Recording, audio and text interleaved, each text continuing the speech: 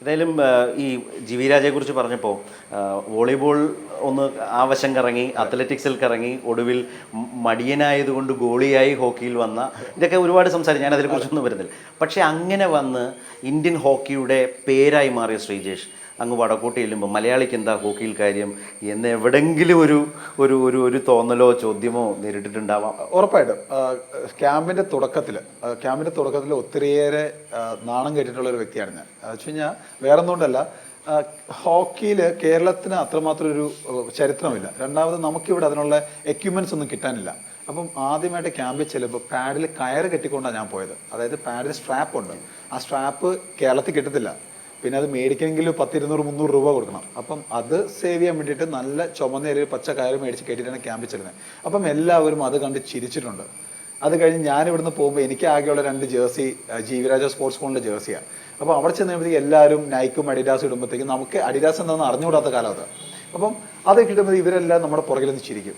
അപ്പം ആദ്യ കാലഘട്ടം വളരെ ബുദ്ധിമുട്ടായിരുന്നു. അത് സ്പോർട്സ് ചെയ്യണോ അത് നിർത്തിയാലോ എന്നൊക്കെ ആലോചിക്കുന്ന ഒരു കാലഘട്ടമായിരുന്നു അത്. പക്ഷേ എന്താ പറയുന്നത്, പിന്നെ അവിടെ ചെന്ന് കഴിയുമ്പോഴത്തേക്കും എൻ്റെ പാഡല്ല എൻ്റെ കളിയുടെ ക്വാളിറ്റി നിശ്ചയിക്കുന്നത്. കൊള്ളില്ലാത്ത പാഡാണെങ്കിലും നീ അടിച്ച് ഗോള് കയറിയില്ലെങ്കിൽ ഞാൻ തന്നെയാണ് മിടുക്കാൻ.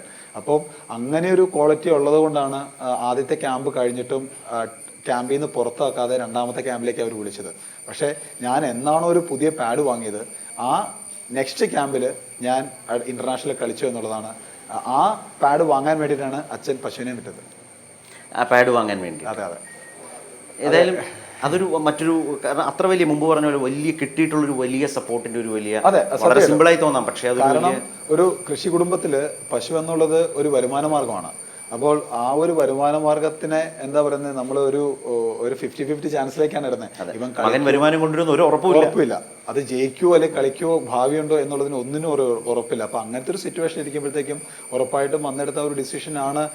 ഒരു പക്ഷേ ആ ഒരു റെസ്പോൺസിബിലിറ്റി ആയിരിക്കാം എന്നെ കൂടുതലും സീരിയസ് ആയിട്ട് ഹോക്കിയിലേക്ക് നോക്കാൻ പ്രേരിപ്പിച്ചത്. എന്ന് വെച്ചാൽ അച്ഛന് ഒരു പക്ഷേ ഹോക്കിയോടുള്ള താല്പര്യം കൊണ്ടൊന്നും ആവണമെന്നില്ല. നമ്മളങ്ങനെ ഹോക്കി ഇപ്പോൾ ശ്രീജേഷൊക്കെ വന്നതിന് ശേഷം സത്യസന്ധമായി പറഞ്ഞാൽ മാച്ച് പൂർണ്ണമായിട്ടിരുന്ന് കാണുക, അത് പൂർണ്ണമായി ലൈവ് കൊടുക്കുക, എന്തെല്ലാം തരത്തിലാണ് ഹോക്കിയുടെ പുറകെയാണ് എല്ലാവരും പറയുന്നൊരു അവസ്ഥ. സത്യം പറഞ്ഞാൽ എൻ്റെ പേരൻസും എൻ്റെ റിലേറ്റീവ്സ് ആരും ഹോക്കിക്ക് സപ്പോർട്ട് ചെയ്തിട്ടില്ല.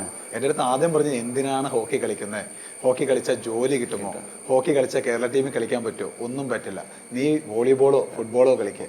അന്ന് SBTക്ക് ഫുട്ബോൾ ടീം ഉണ്ടായിരുന്നു, പിന്നെ സ്റ്റേറ്റ് ടീമിന് നമ്മുടെ കേരളത്തിൽ ഈ KSEBക്ക് വോളിബോൾ ടീമുണ്ട്. അപ്പം നിനക്ക് അങ്ങനെ ഒരു ജോലി കിട്ടും, അല്ലെങ്കിൽ പോലീസ് കിട്ടും. ഇതൊക്കെ കേട്ടിട്ട് എവിടെയെങ്കിലും ഒന്ന് മനസ്സ് പതറിയിട്ടുണ്ടോ? എന്നാൽ പിന്നെ ഒരു ഫുട്ബോൾ ഗോളി ആയിക്കൂടെ, അല്ലെങ്കിൽ നല്ല ഹൈറ്റ് ഉണ്ട് വോളിബോൾ ട്രൈ ചെയ്തുകൂടെ, ഈ പതറിപ്പോയിട്ടുണ്ടോ? എവിടെ ഉണ്ട്. ഞാൻ അതുകൊണ്ടാണ് കൺഫ്യൂസ്ഡ് ആയിട്ട്. ഞാൻ ഹോക്കിയിൽ വന്നതിന് ശേഷം ഞാൻ തിരിച്ച് വോളിബോളിൽ പോയി ചെന്നപ്പോൾ പ്രശ്നം ഒന്നുമല്ല. വോളിബോളിൽ ചെന്നപ്പം വോളിബോൾ കളിക്കുന്ന എല്ലാവരും ഓൾറെഡി വോളിബോൾ കളിച്ച് പരിചയമുള്ളവരാണ് സ്പോർട്സ് സ്കൂളിൽ വന്നിരിക്കുന്നത്. അപ്പം ഞാൻ മാത്രമേ ഉള്ളൂ ഫിംഗർ ചെയ്യാൻ അറിഞ്ഞൂടാ, അല്ലെങ്കിൽ ബണ്ടറാം എടുക്കാൻ അറിഞ്ഞൂടാ, ചെന്ന് പഠിക്കേണ്ട അവസ്ഥയാണ്. അപ്പം ഫുട്ബോളിൽ ചെല്ലുമ്പോഴും എന്നെക്കാളും കഴിവുള്ള ടാലൻ്റുള്ള പ്ലേയേഴ്സാണ് അവിടെ ഉള്ളത്. അപ്പം ഞാൻ നോക്കുമ്പോൾ അന്നത്തെ കുട്ടികളുടെ മനസ്സാണ്. അപ്പം എവിടെ ചെന്നാലും അയ്യോ എനിക്കൊന്നും അറിഞ്ഞുകൂടല്ലോ. അപ്പോൾ പിന്നത്തെ ചിന്ത വന്നത് വീഡ് ഔട്ട്, അതായത് ഒരു വർഷം പെർഫോമൻസ് അല്ലെങ്കിൽ ആ വർഷം അവസാനം ടീമിൽ നിന്ന് പുറത്താക്കും, ആ സ്കൂളിൽ നിന്ന് പുറത്താക്കും, അയ്യോ വീഡ് ഔട്ട് ആവുമല്ലോ എന്നൊക്കെ പേടിക്കുമ്പോഴാണ് ഈ ഹോക്കിയിൽ ഒത്തിരി പ്ലേയേഴ്സ് ബേസിക്സ് പഠിക്കുന്നതെല്ലാം കാണുന്നത്. അപ്പം അങ്ങനെയാണ് ഹോക്കിയിലേക്ക് മാറുന്നത്.